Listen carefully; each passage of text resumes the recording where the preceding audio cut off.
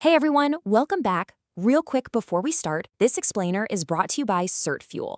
They've got a killer Series 66 course with adaptive quizzes, smart flashcards, and unlimited practice exams weighted exactly like the real thing. Check them out at certfuel.com. All right, let's jump right into it. Today, we're riding shotgun with Adam the advisor. Adam is about to navigate a completely chaotic day of client profiling. To conquer the Series 66, you can't just know what a client profile is on paper. You gotta know exactly how the exam is gonna try to trick you into giving terrible advice. A client profile? It's not just a stack of boring paperwork. It's this wild fusion of hard, cold financial math and deeply emotional, completely irrational human factors. And if Adam gets that balance wrong, his recommendations are utterly, totally unsuitable. So first things first, Adam has to figure out what his clients actually want, right? We're looking at the 4 primary investment objectives. First up, we've got current income. The focus here is regular cash flow, usually for retirees. We're talking things like bonds or real estate investment trusts. That's REITs. Next is capital appreciation, or growth. This is for your younger clients with a really long time horizon who want to see their portfolio value rise over time, typically using growth stocks. Third, we have capital preservation. Now, this client is absolutely terrified of losing even a single dime, so Adam's going to use treasuries or certificates of deposit, CDs, to protect their principal. And finally, the wild one, speculation. Taking massive, outsized risks, chasing above-average returns using options or penny stocks. Now, a single client can absolutely have multiple objectives at the exact same time. Adam just balances them across different buckets in the portfolio. But watch out, because this brings us straight to our first major exam trap. Okay, here is a classic exam bait and switch. You are definitely going to see a question where a client wants to speculate, and your immediate gut instinct will be to scream, "No way, that's totally irresponsible." But hold on a second. Speculation is not automatically off limits. It's perfectly suitable, but only for a very, very specific type of client. Someone who can completely absorb losing the entire investment. Now, it is never, ever suitable for a retiree trying to live on their portfolio income. Look, capital appreciation is calculated, measured risk over time. Speculation, that means you are perfectly willing to accept a total wipeout for the chance at a massive reward. If the client has the deep pockets to lose it all, Adam can totally let them speculate. All right, let's pivot and look at the financial realities. Say hello to Iris the investor. When Adam looks at Iris's money, the exam absolutely expects you to know the difference between these two financial views. Item 1 is cash flow. This is money moving over a period of time. Think of it like a video recording of water flowing through a garden hose over the course of a whole month.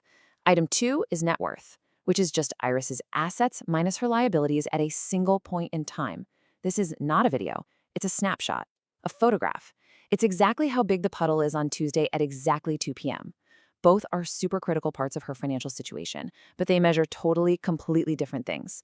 Okay, so Iris obviously has some money, but how does she actually feel about risk? Risk tolerance splits right down the middle into 2 distinct halves. First, we have willingness, which is completely subjective. It's Iris's personality, her comfort level, her past experiences with the market.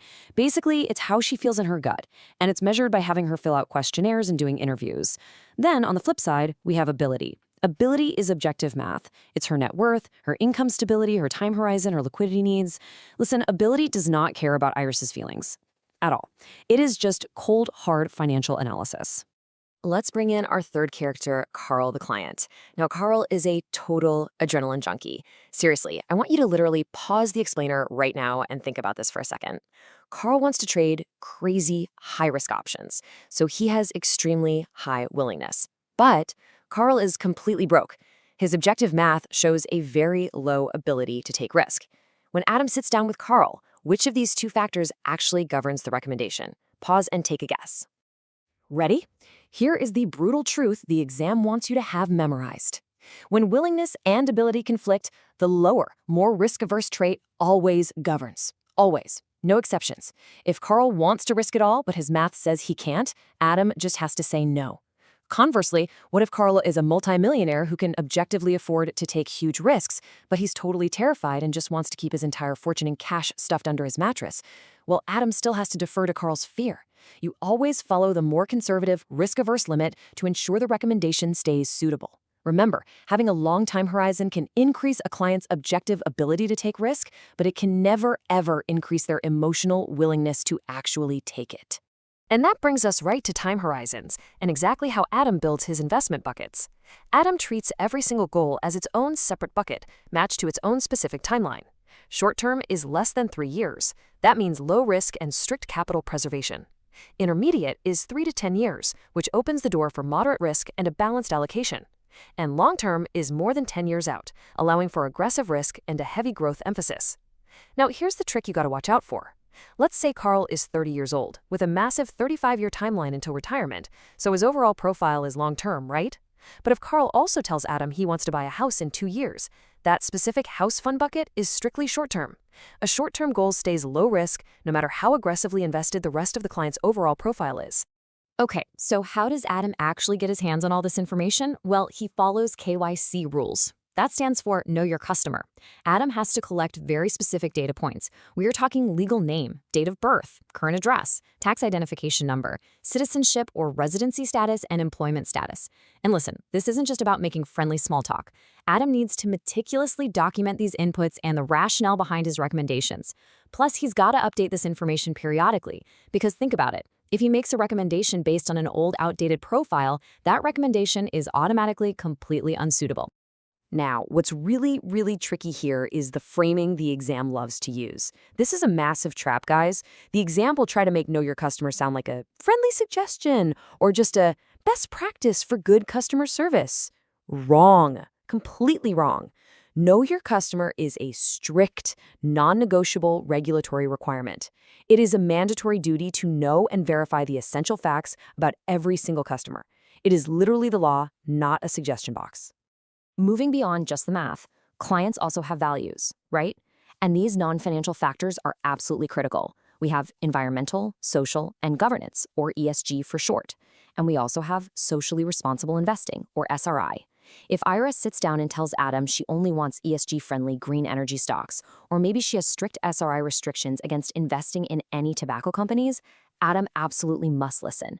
These restrictions are a mandatory part of suitability. Adam cannot just abandon Iris's core values to go chase a higher return in a tobacco stock, period.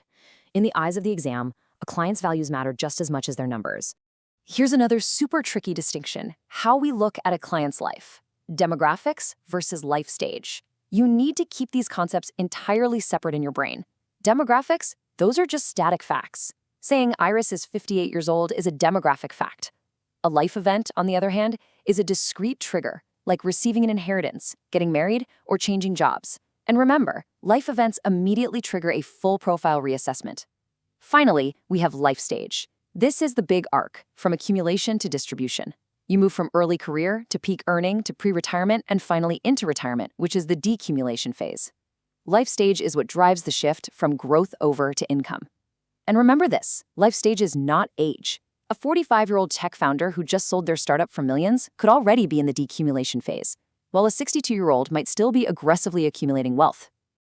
Finally, poor Adam has to deal with Carl's terrible, totally irrational brain. You absolutely need to know these behavioral biases by name for the exam. First, loss aversion. This means losing $100 hurts Carl way, way more than finding $100 feels good. Then there's anchoring. That's when Carl completely fixates on the original purchase price of a stock, refusing to sell even after the company literally files for bankruptcy. Confirmation bias is Carl ignoring all the bad news and only reading sketchy internet forums that agree with his wild theories. Herd mentality is Carl buying a terrible penny stock just because everyone on his social media feed is doing it. And recency bias is Carl assuming the entire market is going to crash tomorrow just because it happened to crash yesterday. Adam has to spot these biases from a mile away to stop Carl from completely ruining his own portfolio.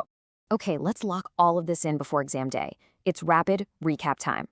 Rule number 1, know your customer, or KYC, is an absolute, totally non-negotiable regulatory requirement. It is never, ever just an optional best practice. Rapid recap 2. Buckets rule everything. You have got to match every single goal to its own specific time horizon bucket. If Carl needs a chunk of cash in 2 years, that specific money stays in low-risk capital preservation, completely ignoring how incredibly long his retirement timeline might be.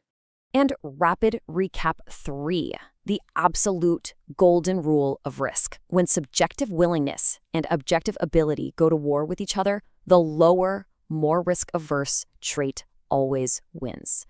Adam has to step up, Be the adult in the room and cap the risk at whichever limit is lower.